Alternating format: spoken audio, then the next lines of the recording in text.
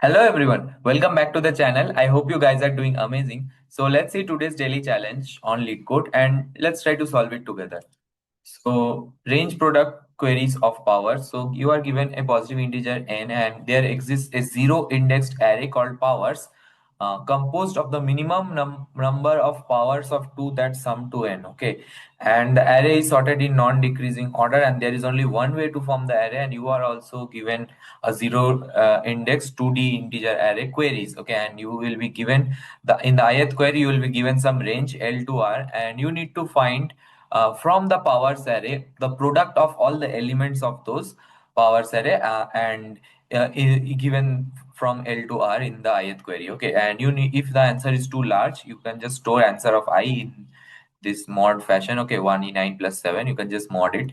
And let's see this example as it says that uh, n equals to 15, so powers of 2 that sum to n, so 2 to the power 0, this is 2 to the power 1, and this is 2 to the power 2, this is 2 to the power 3. If you add all of them, this 8 plus 4 plus 2 plus 1, it is 415, and it can be shown that the powers cannot be a smaller size. And the answer to the first query you can see is that powers of 0 into powers of 1. So 0 to 1, L and R is given. You just multiply 1 and 2.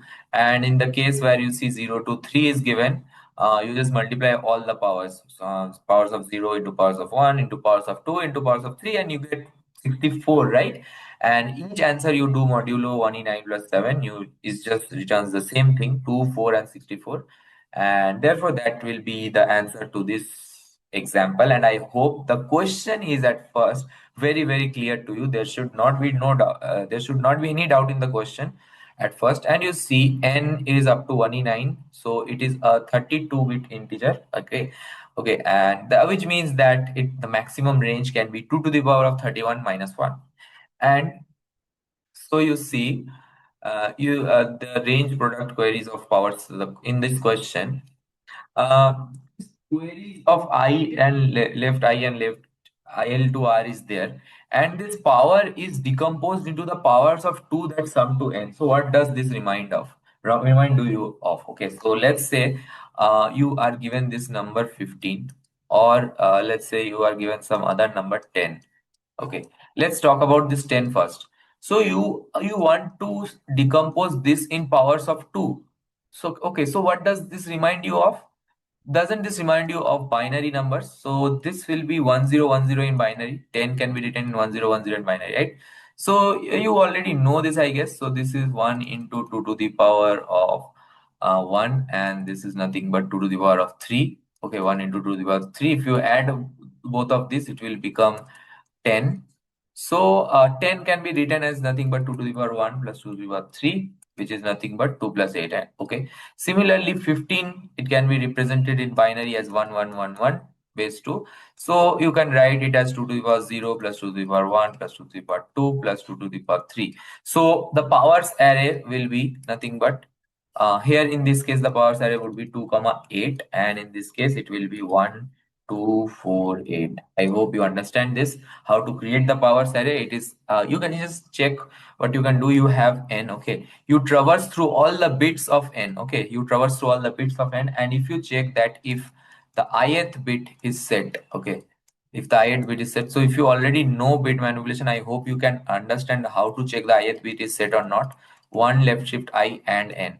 This is the way how you check the if the ith bit is set. So one left shift I nothing means 2 to the power I, and you just ending it with n. So if you don't know how this works, I will just quickly tell you how exactly it works. So let's see whether you want to check that you have a large number. Okay, and you want to check that whether this bit is set or not. What you can do one left shift the number of I. Okay, so here in this case you do one left shift 2, so one will get shifted by 2 times, so you will get a number 0 0 0 1 0 0. And if you perform an AND operation with these two, you see only these bits get ANDed, okay, to 1, and the remaining all the bits get zeroed. Okay, so the answer will be 1 to this, and if it is 1, it means that the bit is set. Okay, so I hope you easily get it that how to check whether the ith bit is set. So if we get something like with the whether, so in the case of 10, let's say we will traverse through all the bits of 10 and check that if it is set, if the ith bit is set, I will just push back into a vector. Okay. So instead of this 2 and 8, I can simply push back 1 and 3. That will also give me the complete information about the powers array, right?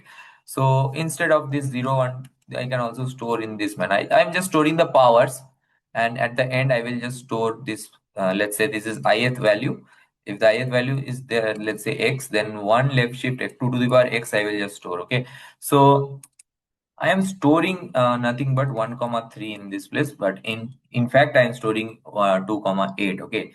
So actually I'm storing 1 comma 3, but that means it is 2 comma 8. That because that's ith value is just I'm doing power. Okay. So I hope you get that easily, that how exactly we are performing this power.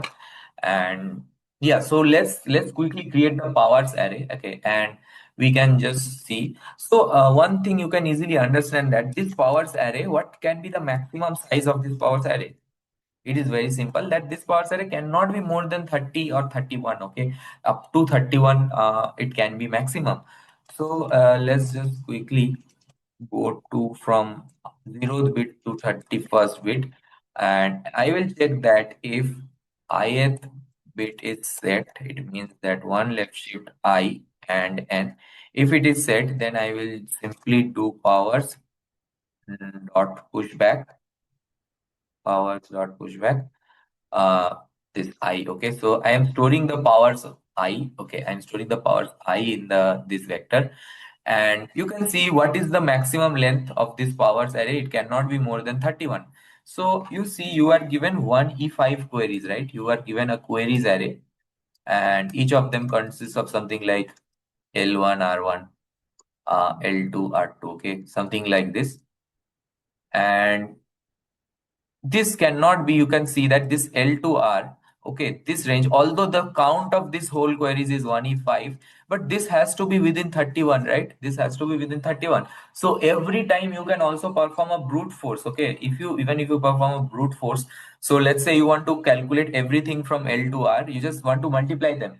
So you can just use a simple loop inside the loop of the query. So what do I mean by it? For you, as you are iterating from I equals to 0 to I equals to query dot size. Okay, you are iterating through all of these elements.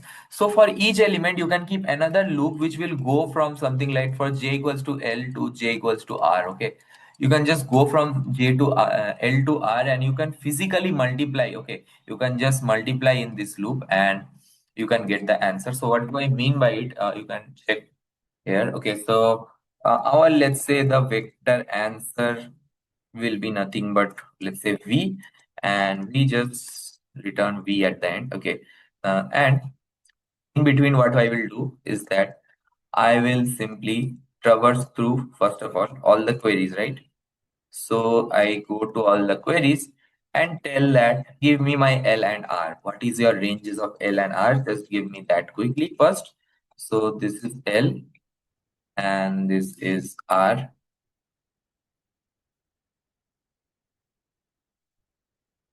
Okay. You get L and R easily. Now, what I was telling is that instead of thinking something else, this can be of the size, this loop is of the size 1E5, and the if you do something like from j equals to L to j less than equals to R, j plus plus, this will give you nothing but, this loop can be of maximum size 31, and you can easily perform that also without any time complexity issues. So I hope it was clear to you. Okay. So we can just physically multiply it. Okay. So what we just need all the products, right? So we need all the products of this array. So whatever will be the queries, I need to perform all the products from this powers arrays. Okay. So you just perform the product, you just perform whatever is told to you. Just keep this answer as long, because the product might give you a long, and after that you are performing a mod value. Let's keep this mod also, which we will perform as 1E9 plus 7. That's the mod value which we need to perform. And what you can say is that uh, answer equals to answer into 1 left shift of powers of j. Okay, and you just perform the whole mod of this. Okay, just perform the whole mod of this. So if this was not clear to you, just wait a second. Okay, after I get the answer, I will just push back the vector into my answer, and I hope this will work perfect. So I hope this was clear to you. If it was not, what I am doing is that as I stored these powers in this manner, right? Instead of storing 1 2 4 8, I just stored in 0 2 1 2 3. I just stored what is exactly in this power. Okay, so I was supposed to store these values, okay, but instead I stored these powers, okay. So as you can see, since I'm storing these powers, I just performed the 2 to the power of this, okay. One left shift I, so one left shift I means 2 to the power of I, okay. So that's why I just perform this 2 to the power of I, and I'm just going through all the L and R and multiplying, keeping I'm multiplying this into my answer and just pushing back my answer into the vector. And if you see, this should work completely fine without any error. Let's see, let's try to see. You see, we have the accepted case. If we try to submit it and check, I think without any time complexity issues, this will run fine. So you see, we also have a pretty okay runtime complexity with this, even with this brute force manner. Okay, even with this brute force manners. But if you know how to perform the range queries within a prefix sum, okay. So let's see. Let's say you have this. Let's take the case of 15 only. Okay, what was the binary representation? It shows 1 1 1 1 2. So the powers array consists of something like 2 to the power 0, 2 to the power 1. So these things, okay, these things it was there. So in other words, there was actually this 1 2 4 8. Okay, there is actually this, but we were storing in the form of these powers only. Now if someone asks you to multiply these two, 4 and 8, 2 and 4, okay, you will get 8, right?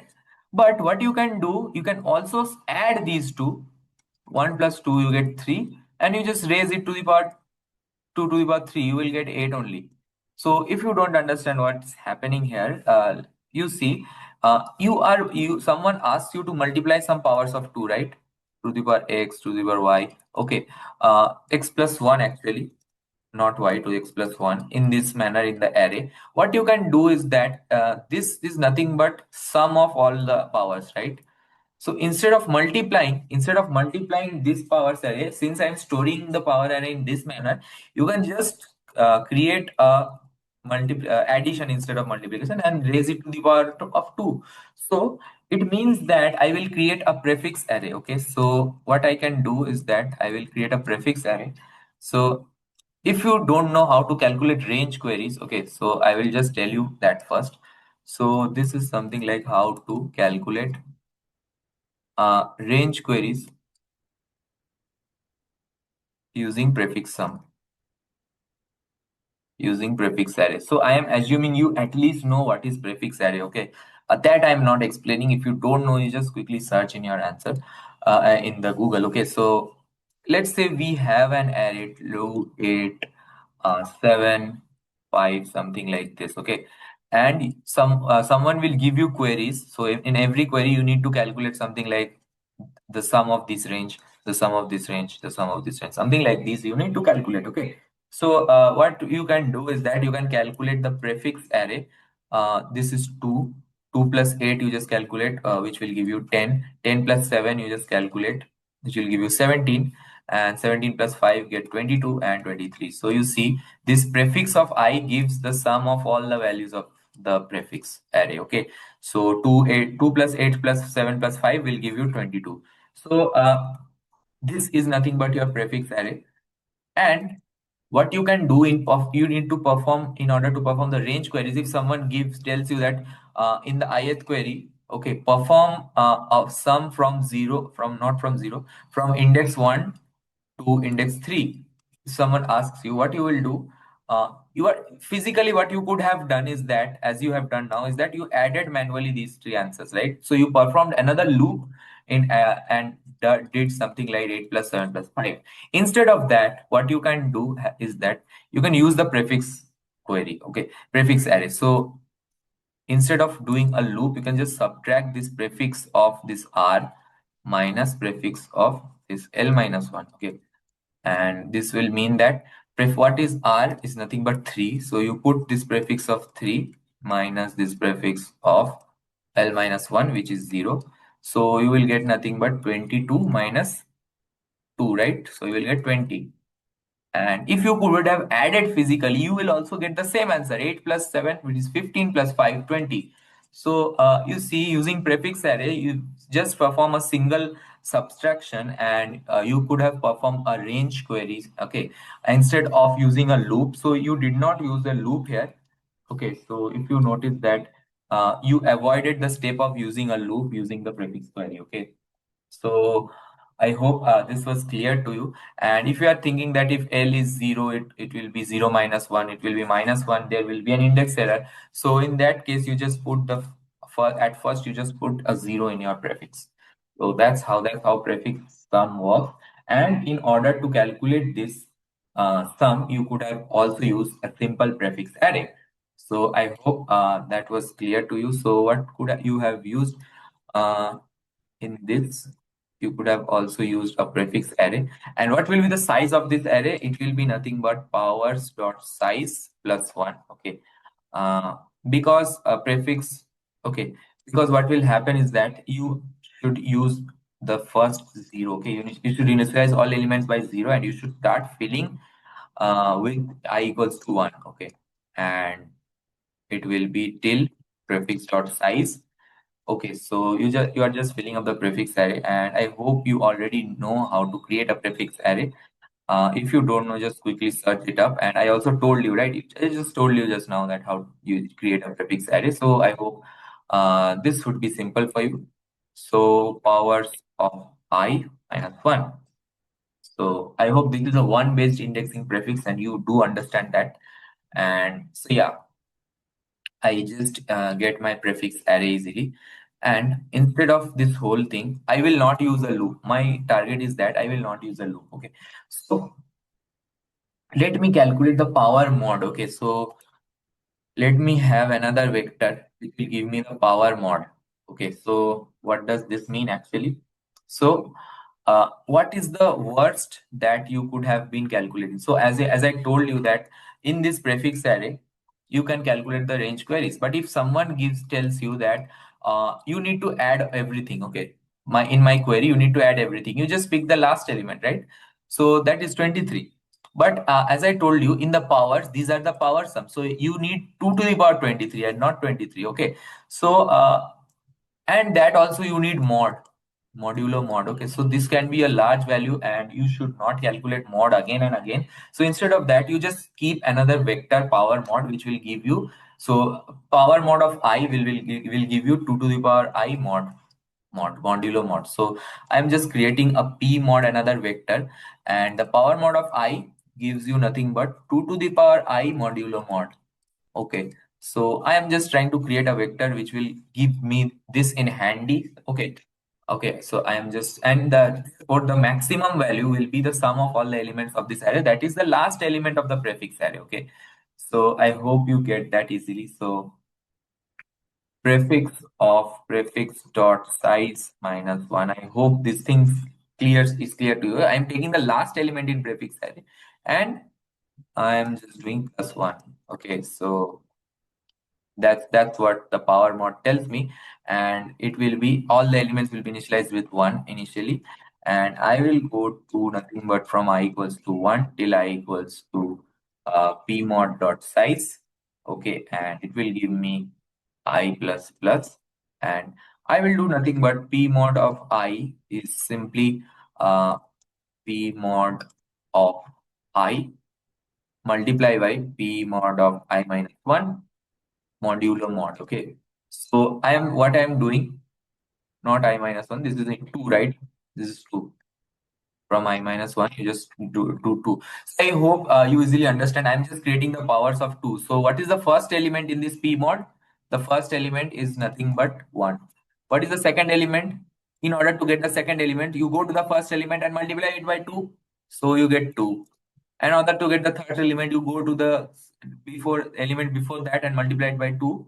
So you just multiplying every time 2 for 8, and you are just getting the powers of 2. Okay, but why do I need this separately in an array? If you are thinking it, in order to perform the mod, if you perform something like 2 to the power I directly, you won't get the mod value, right? You won't get this mod value. Then this might cause a lot of problem when you are performing some large calculations. Okay, so it will give you 2 to the power of I, 2 to the power of I modulo mod. Okay, so this value it gives you because every time it performs a mod. So I hope it was very simple and easy for you. Okay, it was not at all difficult. And now what I need to do is that I need to perform a sum which will give me so all the sum from L to R. So as I told you, using prefix, how you can do that? This is the one best index of prefix. So what you need to use is prefix of R plus 1 minus prefix of L. Okay.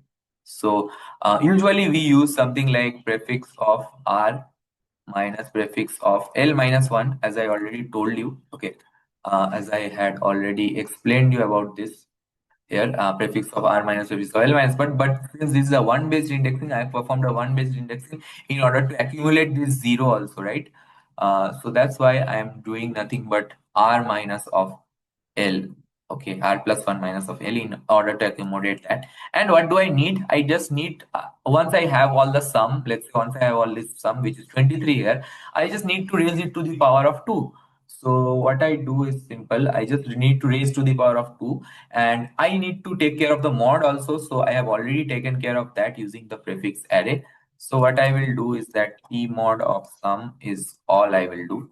Okay, and I will just push back into the vector directly without doing any of these loops, without performing any of these loops. So I hope it was very clear and easy, as well as pretty simple for you, pretty simple. So let's try to run it and check if it works, or does it give some error. So you see, it gives the accepted case. If you try to submit it and check, it should give you a better runtime complexity. I'm not sure about the space. So you see, you get at least something better. When I was running it, I was getting a 90% beats. Okay, so it's now giving 79, 80. So yeah, that's, I guess, that is a little. Okay, you see now you are getting 96% bits with the same code exactly. So you can say this is more or less the most optimal thing which you can get. Okay, so I hope you understood the method. If there is any doubt, you can definitely ask me in the comment section. And I hope this problem was very, very clear to you. If you learned something new, then definitely subscribe to my channel. Okay, so I hope this problem was made very really easy for you. And so yeah, that's all for today. I will meet you in the next video. Till then, thanks a lot.